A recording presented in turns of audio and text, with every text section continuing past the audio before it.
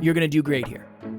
For me, it was the gym. Even when I didn't have a lot of belief in many areas in life, and I didn't have a lot of confidence in many areas of life, the gym was always a place where I felt really good because I had a lot of reps. If you're really down and out, you got to build yourself up. You have to. No one else is going to do that for you. You got to get some self-esteem back. You got to start small and say, look at what I'm doing. Look at what I'm earning. Next Level Nation, welcome back to another episode of Next Level University, where we teach you how to level up your life, your love, your health, and your wealth. We hope you enjoyed our latest episode number 1424, Junk from Your Past Can Be Strengths in Your Future. Today, for episode number 1425, what song is playing on repeat in your head? Alan came up with this episode, so I'm going to kick it to him, and then we will see where'st the conversation goes. So I will never forget this. Kevin and I were at a Next Level Hope Foundation event, and we are playing wiffle ball. And what I found fascinating is just spending time with these kids. You can kind of start to see what their self-concept is. What's their identity? What do they think of themselves? What do they believe about themselves? We're reading a book called Limitless in Book Club, where it's talking about mindset. It's talking about identity. It's talking about what you believe about yourself. Jim Quick, the author of that book, got 2 really bad concussions when he was younger, and he was called the boy with the broken brain, quote unquote. And he thought he was not smart enough, not good enough. And I talked about that in an episode earlier this week. These kids have a song playing in their head about themselves, about who they are. We all do. And what's the song playing in your head is the name of this episode. When I was with these two boys in particular at this Next Level Hope Foundation event, for those of you who are new listeners, the Next Level Hope Foundation is a charity that we do. We have 2 per year. One is on Father's Day, and it's really not on Father's Day, or at least it's not going to be this next year, because we realize that weekend is really big for barbecues and different things. And some of these kids have stepfathers. The charity is for people who have single parents. Kevin and myself both were raised by single parents. He was raised by his grandmother and his mother. I was raised by my mother and my older sister. So we both had 2 women who raised us, and so we wanted to start a charity on a day that is traditionally very sad, Father's Day, that we used to spend Father's Day together. So that's neither here nor there. But anyways, we do 2 events a year. One is on Father's Day, one is during the holidays. Awesome. We rent out the YMCA, and it's just sports galore. There's basketball, and there's football, and there's frisbee, and there's wiffle ball, and it's just awesome. And there's pizza, and there's arts and crafts, and it's one of my favorite days. It's quickly becoming one of my favorite days, honestly. And there's me sweating all profusely over the place, diving on the floor, hurting myself usually as well. That's there. I took a mean digger this past one. I don't know if you saw it. No. Big tree fall hard. But anyway, so I'm watching these two boys in particular, and I'll keep this anonymous, of course, but one of them has a very, very positive self-concept. And what I mean by that is they think they're a winner. The song playing in their head is, I'm a winner, I'm a winner, I'm a winner, I'm a winner, I'm awesome, I'm a winner, I'm awesome, I'm a winner. And you can tell. You can tell. So this kid, quite frankly, is going to struggle a little bit with arrogance. Already kind of does a little bit. Okay? The other kid, I can tell, does not have that same self-concept. The other boy that was playing wiffle ball was the song they were playing, I believe, in their unconscious, their subconscious, is, I'm going to fail, I'm going to strike out, I'm not that good, I'm not that tall, I'm not that great, I'm not that great, whatever. And when Kevin and I were giving a speech in Pittsburgh and we were doing breakout sessions with these kids, we broke 100 people into 2 groups. And we talked about paradigm, we talked about what their belief systems are, we talked about core aspirations, core values. And what I found so fascinating was how many people resonated with each one of these, what I called the record playing, the song playing in their head. I said, all of you are on one of these ends or the other. Everyone is a little farther on one end or the other. And I use these hand signals of a record playing. On the right, you have people who, I'm a winner, I'm amazing, it's all going to work out, I'm capable, I got this, I'm smart, I can do it, it's all going to happen for me, I'm going to be successful, I'm going to be successful, I'm going to be successful. Okay, that's the first one. I think the smaller, if we were all really honest with ourselves, statistically speaking, I think a smaller percentage of people are in that area. The other record playing, the other song playing is I'm not good enough. I'm not smart enough. It's not going to work out. I'm not going to make it out of here. This isn't going to happen for me. I'm not going to be successful. I'm going to be a failure. I'm going to be a failure. I'm going to fail. I'm going to fail. And when you start looking from this frame, you can see that everyone has a record playing. Everyone has a song stuck in their head of a self-concept, their identity. And these two boys, one of them is, I'm going to fail, I'm going to fail, I'm not that great, I'm going to fail. The other one is, I'm amazing, I'm amazing, I'm amazing. And I played basketball with one of them. The one that said, I'm amazing, and they didn't say this out loud, but the one with the record of I'm amazing made a lot of excuses. And that reminded me of me as a kid. I used to make excuses when I wouldn't win. Oh, well, I had the wrong controller, or, well, I wasn't trying that hard, or whatever. And this is when I was a little boy. When I lost at basketball, it's because the teams weren't fair, or whatever. I remember being a sore loser, and it's hard for me to admit that. This person is a sore loser, by the way, this young boy. The problem is a lot of people think they have to tear him down, when in reality what they need to do is try to explain, listen, you got to take some ownership here. It's not because I'm 6'2" that you lost in basketball, even though it also kind of is. But when we were playing basketball together, he's like, this isn't fair. He's like very upset. He gets very upset when he loses. Obviously, it's not fair. I'm 6'2", 185 pounds. I've been playing basketball since I was his age. Obviously, that's true.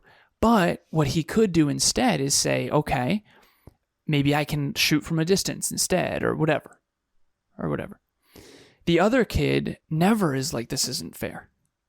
Because the other kid's expectation of themselves is, I'm going to lose.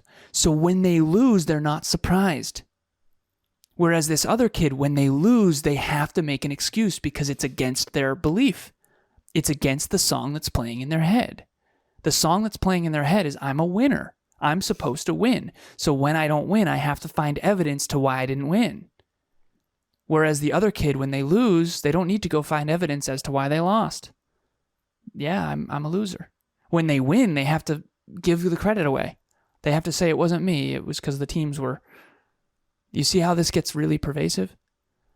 This can really be a make or break situation. There's a book by Carol Dweck called Mindset. We talk about it a lot on the show. We read it in book club. There's a fixed mindset and there's a growth mindset. Now, practicality here. Everyone is on one end or the other, and everyone who's a long-term listener of this show knows that I'm on the winner end, Kevin's on the I'm not going to win end. That doesn't mean that we can't drive to 5. That doesn't mean that I can't be more humble, and that doesn't mean Kevin can't be more confident. As a matter of fact, as we've grown and evolved and worked together, we've started to realize the pros and cons of each of these sides, and we've talked about the drive to 5 countless times on countless episodes, but as we grow and evolve, we start to realize this is even deeper than we thought. This is even more common than we thought. And so in the breakout sessions with these undergrads in Pittsburgh, it was, which side of the drive to 5 are you on? Are you the one where it's saying I'm a winner, regardless of what evidence, and it's everyone else's fault when you don't win? Or are you, I'm a loser, I'm going to fail, and it's you give away the credit every time you win? And so for our listeners, which side are you on? Which side is your tendency? Obviously, with a growth mindset, listening to a growth podcast, you probably are closer to center. But if you were to revert to your training and you were to revert to when you were a little kid, were you the winner or were you the loser?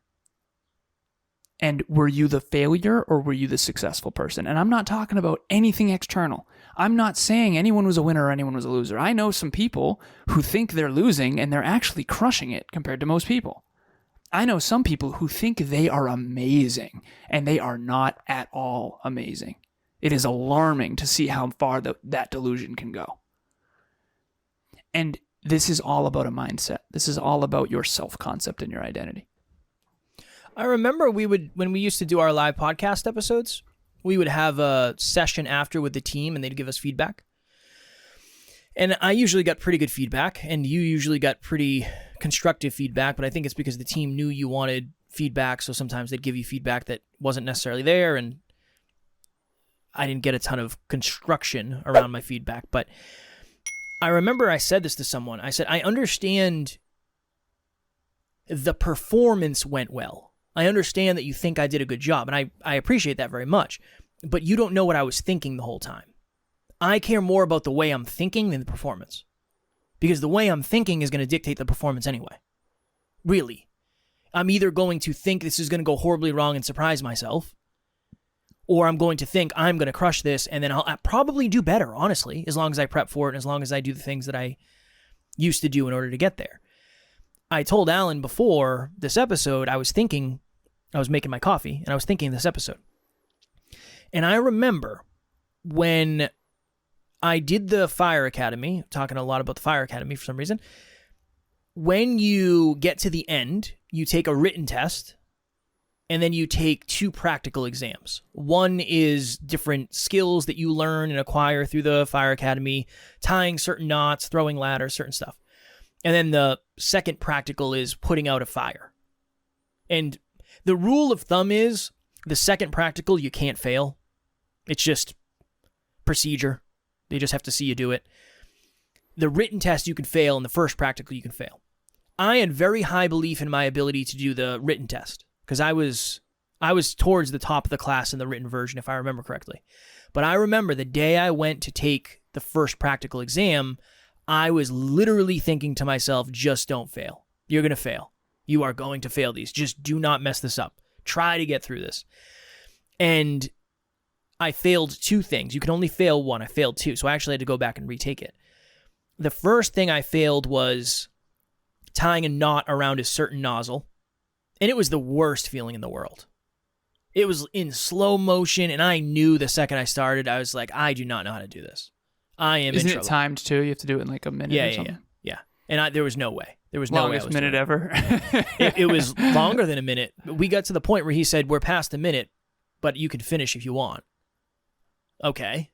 Oh, no, I don't need to finish, obviously. And then I made a dumb mistake on something else where you're blindfolded and you have to crawl through a dark room and you have to maintain contact with the wall the whole time. I messed something simple up. Then I knew better. I was just nervous. I was so afraid to fail. I was not in control. I didn't feel like I was in control of the outcome. Where I did a summit, not the most recent one, but one before it, and I had this moment when I finished where I thought to myself, whoever is doing after me, like whoever's the person up after me is in trouble. Because I am going to crush this, and I crush this, for sure. Mm-hmm. My early next level nugget in this episode for you, if you're, whether you're watching or listening. What is something you have high belief in, that where the song is saying, you're going to do great here? For me, it was the gym. Even when I didn't have a lot of belief in many areas in life, and I didn't have a lot of confidence in many areas of life, the gym was always a place where I felt really good because I had a lot of reps. So I always felt pretty good there. If I go work out with somebody, I feel like I'm probably going to be able to hold my own. All right, I am in control here at least. What is something where you're starting to transition from I feel out of control to control? And then what is somewhere where you just feel like you're completely out of control? I think that control aspect is a really good way to look at it, because you're coming to terms with the fact that A, I am in control of this situation and I can influence it, or B, no matter what I do, it's not going to go my way anyway. That's really what it is. If I show up and I have my glove and my bat, I'm going to win. Or I really hope the pitcher isn't great and nobody hits a ball my way, because if they do, stuff's going to go wrong. Those are 2 same exact game. Could be the same exact position. Nothing from the external would suggest this, but if you have that thought process going on, that's going to dictate everything. There's an empowering solution to either end. And when we were doing the breakout sessions with these 19, 20, and 21-year-olds, I kept going back to the drawing board to the front of the room and saying, whoa, okay, I just realized that yes, everyone is on one end or the other in terms of what song is playing, but there's opportunities for you to be on the other end in certain circumstances. So to Kevin's point, you mentioned earlier to me, Kev, go-karts. You said, I'm a good driver and I'm good at go-karts for whatever reason. And I went to play go-karts once, or do go-karts rather, with friends, and I knew I'd win. It's because you know that you're aware that you're competent in driving, and you're aware that you're more competent than others in driving. So in the microcosm, for lack of better phrasing, of go-karts, Kevin actually does have high self-belief. But in the Fire Academy, you went right back to your training of, I'm going to lose, I'm going to fail, I'm going to strike out, this isn't going to work, right? And so I want everyone to identify two things. Number one, which end do you tend to be on? No one is 100%, 0%. I'm not 100% confident. No way. I mean, house projects, I'm telling you. I go docile, I don't know. No idea. Dude, the AC issue we had, well, I had no idea what I was doing. That's okay. I didn't do heating and cooling very much. I've never really done a ton of house projects. I don't really know much. It's okay. I don't really care, quite frankly. But I know a lot of people internalize that stuff, and that's a whole other conversation about identity. When I'm not good at stuff, I don't let it bother me. Like, if I wanted to get good at it, I just would. That's a whole nother conversation too, and we'll go to that in a second. But a lot of people allow failures to become a part of who they are. If failures were, let's say that we bombed the speech. Let's say we bombed the speech. We didn't, but let's say we did in Pittsburgh. I'm not going to let it affect my identity. It doesn't mean I'm a bad speaker. It means we gave a bad speech. And most likely there's things we weren't aware of. So it's that doesn't mean I'm a strong speaker either though. So you got to be careful with this, but here's my point. Two things. One, which end do you tend to be on? Do you tend to be on, oh my God, I'm going to fail? Or, oh yeah, this is going to be awesome. I'm going to win. I'm going to crush this. Okay. Which end do you tend to be on? And then part two is, where's the time you're on the opposite end? That's self-awareness right there. I'm on the opposite end with cars. I am useless to an alarming extent. It's like, I don't know how to do this. I call AAA or I call whoever. And the truth of the matter is competence is underneath that, a lack of competence, a lack of control. If you think you're an extraordinary basketball player, I'll tell this story briefly. I played a lot of pickup basketball growing up. I always felt like in Uxbridge, the little town that Kevin and I grew up in, I always felt like I could win the game if I really wanted to. Sometimes I didn't really have to try that hard. And I could still just, even if we were down a few points, it didn't really concern me. We're still going to win. I won most of the pickup basketball games. Not all of them, but most of them.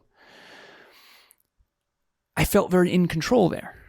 But I remember I played in Venice Beach, California. I lived in LA for a short time in my early 20s. And it doesn't matter what I do. I was playing with this one guy. I tell this story. He was D1 UConn. And he dunked on me in sandals. Reverse dunk. It was... there's nothing I can do. Like, I'm trying to, you think you're good when you're playing in a small town, big fish, small pond, and then you're not very good when you're playing against D1 UConn players. Hey everyone, I'm Helen Baker from Melbourne, Australia. I'm an entrepreneur and a client of Alan's from Next Level University.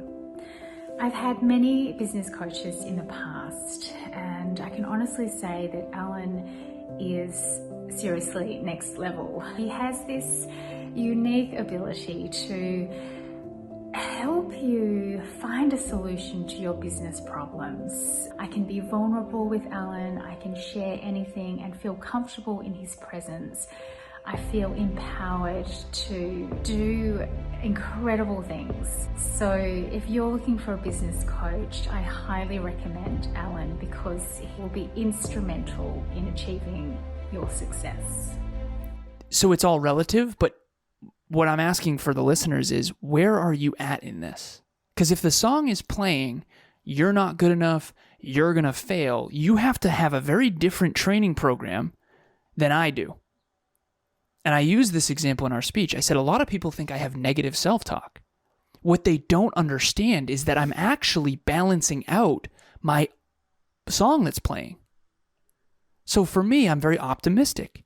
I'm a very optimistic person. I think things are going to work out. I think we've got this. For Kevin and I work really well as a team because I'm like, we got this. We're going to do this. We got this. We got this. Kevin's like, we're going to fail. We're going to suck. This is going to be bad. So we balance each other out. He has what I call productive paranoia. I don't want to say I call it that. There's a book by Jim Collins called Good to Great, and productive paranoia is one of the powerful frameworks that they talk about in an empowered leader. And all of the character traits about an empowered leader in that book, I feel like I resonate very strongly with, except for that one. I think I need more productive paranoia Because if I'm always presupposing things are going to go well, I'm not going to be as diligent about being proactive, crossing my T's and dotting my I's ahead of time. So Kevin is very productively paranoid. But we've talked about this many times. If he's overly paranoid, he won't go. If I'm overly optimistic, we'll bomb.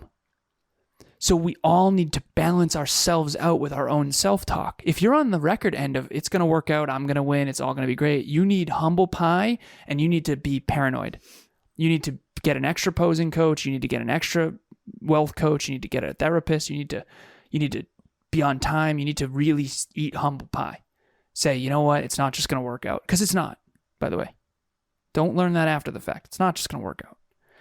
If you're on Kevin's end and you're like, I'm going to fail no matter what, and again, that's not what you're doing, but if you're on that end of the song playing is you're going to fail, you're going to fail, you're going to fail, be careful. You might not try a lot of stuff. You might not. And that's why that quote comes in of, if you knew you couldn't fail, what would you try? That never resonated with me. Yeah. It's never once resonated with me. It's like, I would be doing exactly what I'm doing right now. I don't do anything presupposing I'm going to fail. Oh, weird life. Yeah, right. Yeah. I mean, I do it presupposing I'll fail forward and eventually succeed. You said that, I don't remember the exact phrasing of it, but it was, you can't attach it to your self-worth, the result. Mm. What if you do well? Yeah, that's a great point. Right? I feel like at some point, don't you, if you're transitioning from somebody who is not believing in themselves and it goes wrong, you can't say I'm the worst ever and I could never be successful. But that's what's happening to me now, where I do feel like I'm a really strong speaker. I know there's a ton of room for improvement, and I know I'm not the best. And this is fun. Obviously, you literally just said, "I do feel like I'm a really strong speaker." I'm a really strong speaker. That is fun for me. There you go. That's great. There's room for improvement. Yeah, always. But what was your question? I have to give myself. I wonder if you have to let some of the results seep in to offset the self-worth. This is the biggest challenge that I'm currently facing in life right now. What percentage of the credit do I actually give to myself? Mm. I was talking about this on book club yesterday. I told this story about how Kevin and I early on got offered, I got offered $1 million. See, it's like Kevin and I. No, it was me, but I don't care. I would have taken it, son. Yeah, exactly. So that's how I know it was me, because Kevin would have taken it in a heartbeat. I don't want investors. So if I don't want investors. I don't want anyone's hands in our cookie jar. The reason I didn't take the $1 million isn't just the deserve it factor, but I do think that played a part.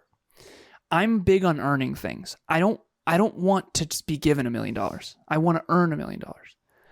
But I also know that I struggle with what's referred to as a deserve it factor.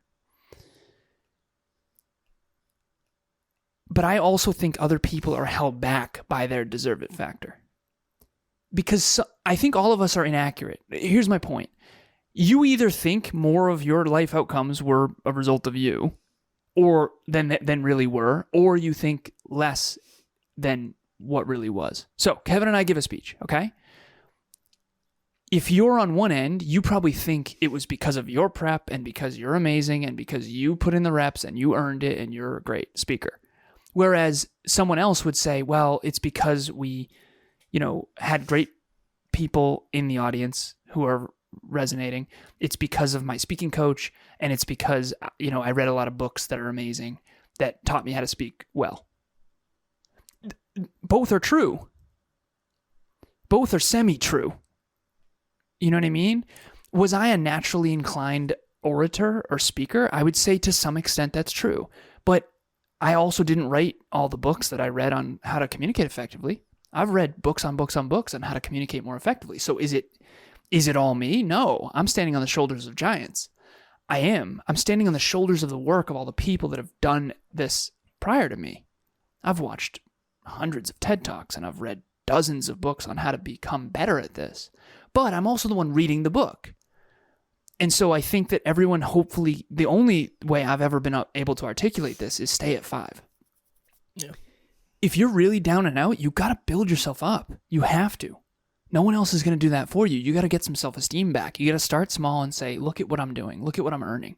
If you've got a big head and you think you're effing awesome and that you're going to crush forever, you're in so much trouble. And humble pie is coming. Give yourself the humble pie in advance. I've been working really hard on that over the last few years. I would say that the level of feedback that you can give yourself is directly connected to the level of competence you have in something. You'd never get a project from a 4-year-old that's popsicle sticks, glue, cotton balls, and say, this is the ripest piece of shit I've ever even laid my eyes on. I can't even believe you presented this. And this was an A+. This is brutal. You didn't even spell the words right. You never do that, right? Because the competence of that individual is not super high because they're 4. They're 4. I don't even know if you do that when you're 4. I don't know. I don't remember my childhood projects. But if you're somebody who has studied... Can you imagine a comedy skit like that? Of course I can. Hilarious, man. That's where I've already created in my mind. I picture that on like Saturday Night Live or something, you know? You have to be harder on yourself in many ways because you have a higher competence in whatever it may be. I believe that's something that would be a next level nugget. I would say that's a good next level nugget. If you leave the Next Level Hope Foundation event saying I am something special when it comes to basketball, and you were just playing with 3 11-year-olds, that ain't it. That ain't it. Yeah. But if you're playing against somebody who is as good as you and you hold your own, okay, that's something. If you're playing against professionals and you're getting a butt kicked, okay, that's where you can kind of say, oh, I need to get way better, whatever it is. The competence, there has to be something said to the level of competence, the level of practice, the level of exposure to something. The reason, okay, this is why it can be hard for Alan and I to speak in front of audiences, because I know the record playing, I know the song playing in Alan's mind. So I said at the speech in front of all the kids, everybody, I said, well, I told Alan recently he was fat and out of shape. And Alan chimed in and he said, no. What Kev is saying is he knows that I'm not up to my standard. We're good. He didn't mean anything negative by it. But in my mind, the song that you're playing is I need to get better. I need to get better. I need to get better. And anytime I see you lose sight of that, I try to help you correct it. 100%. But nobody else knows because you actually care about what I care about. Yeah, but I care about you. I know you want to succeed. I know. You know I want to succeed, and it's not going to help me. This is why affirmations can be dangerous. Some people don't need more affirmation. They need a level set. They need you to be like, listen, that ain't it. Yeah. You're not going to win. This is one of the hard parts of coaching. When you hire me as a coach, you're paying me for the truth. You're paying me for an accurate perspective of self. And if you want to be Tony Robbins level speaker and you're saying and like and between you're in trouble. You're never going to get there. I had tell this one client who's a multimillionaire, very successful. She's like, I don't really want to work. I don't want to work that hard. I said, well, you're never going to be Brene Brown level. Because she told me she wanted to be Brene Brown level impact. And that's what I'm shooting for. It's like, if that's what you hired me for. If that's your dream, I'm going to tell you what it's going to take. No way. You don't want to work? She grinded her face off for 15 years. You're never going to just be Brene Brown. Well, that's another record, though. I think songs can switch, too. They can. Songs can switch depending on the seasons. But the song needs to be optimized to the goal. Yeah. And that's why people think I have negative self-talk. What I really have is affirming unconscious self-talk that needs to be level set with my massive goals to stay at 5. And so Kevin saying I'm fat, he doesn't think I'm fat compared to do you know, I just want to make sure this lands. It's not like he actually thinks I'm fat. No. Right. He thinks that I'm out of shape compared to what he knows would benefit me to eat the humble pie to get to where I want to go. He knows that I'm off track. He knows I'm off track, and he knows that saying that will get me on track. Compared to your truth, yes. Yeah, exactly. Everybody's truth is a little bit different. A little bit off. Yeah. And then there's a layer under that of the real truth. But your truth is different because you want your long-term truth to be different. So you got to go deeper on that. The truth that you have right now is different than somebody else's truth and that they have right now because you want your truth in 20 years to be in the best shape ever. You mean I want my reality to be different 20 years from now. Therefore, the truth that this is a fact. It's a great opening.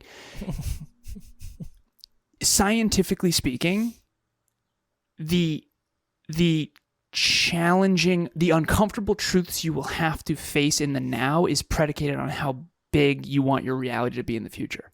I'm going to say that one more time, and this will be my next level nugget, and then I'll shut up. If you want to be an Olympic athlete in your future and that you want that to be your reality, you have to face more uncomfortable truths now. That is, you will only achieve the extent of the uncomfortable truth you can handle in the moment, but that's the training ground of, dumbbells that are 5s, then 10s, then 15s, then 20s. I mean, when I was 8, if Kevin was like, hey, you're fat, that would be just mean. Definitely. Right? And then I ripped up your presentation as well. Also. That would be bullying. That would be bad. But if I'm 26 and I'm doing a fitness show and Kevin knows I'm going to lose if I don't get my ass together because I'm eating pizza on the regular, he's going to say, Alan, you're not going to win. You're in trouble.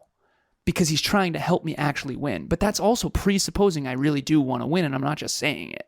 Yeah. And that's one of the things that's so challenging about coaching and so challenging about podcasting and so challenging about the self-improvement space is because everyone has a different level of uncomfortable truth that they have to face in order to get to their unique goals and dreams. And that's why I like one-on-one coaching so much, because I can completely customize the truth or the discomfort of the conversation to the level of the individual based on what they're shooting for and where they are now. We went deep. It was a good one. It was a good one. It was a good one. I already said my next level nugget. I would say, in what arena is there a positive, affirming song playing? In what arena is there one that's transitioning from maybe a negative song to a positive one? And where is there arena, or what is the arena where it's negative?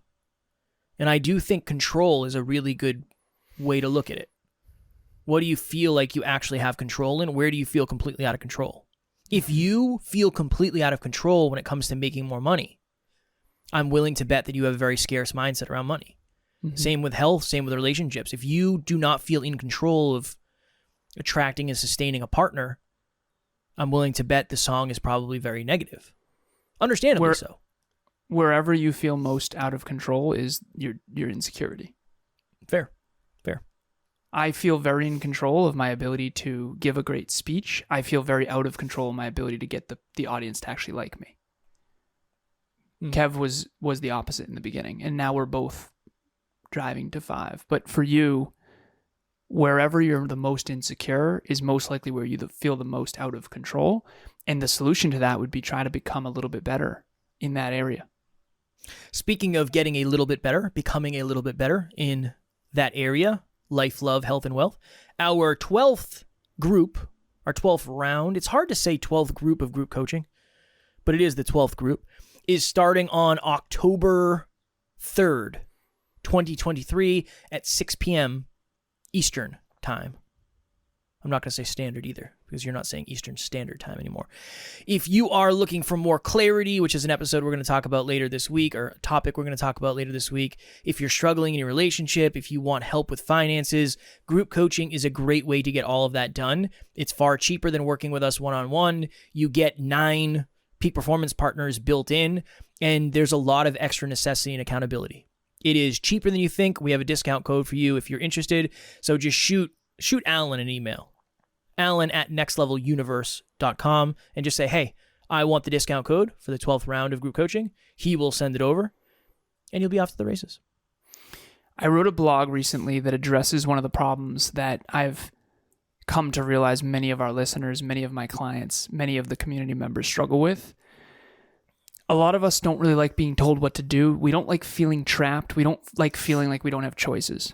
So I wrote an article that was built on this very simple framework called the triad of personal freedom. And it's 3 main things. The first one is consciousness. You know that this podcast, if you're a long-term listener, started as the hyper-conscious podcast, which is awareness. Awareness of self, awareness of others, awareness of how the world works, why it works that way. The second one is capabilities. This is skill development. This is getting better at what you do. And the third is capital, which is wealth, money. This is health, wealth, and love. So I wrote a blog about how if you increase your consciousness, you increase your capital, and you increase your capabilities in a given arena, you're going to have a lot of choices. So if you feel trapped, there is a solution. If you feel trapped, click the link in the show notes. I can promise you that you will have a deeper understanding of how to get personal freedom in your life if you read this article. I worked very, very hard on it. Tomorrow for episode number 1426. This episode came from Alan stealing my brownies. Discipline is much harder without this. He stole my brownies. Do you believe it? No, I told you. I would. Okay. Yeah. Come on. I wouldn't paint you in that. I wouldn't paint you in that light. That's what we're going to be talking about tomorrow. It was only 3. I got too many anyway. We'll talk about it. As always, we love you. We appreciate you. We are grateful for each and every one of you. And at NLU, we do not have fans. We have family. We will talk to you all tomorrow. Keep exploring yourself. Next Level Nation.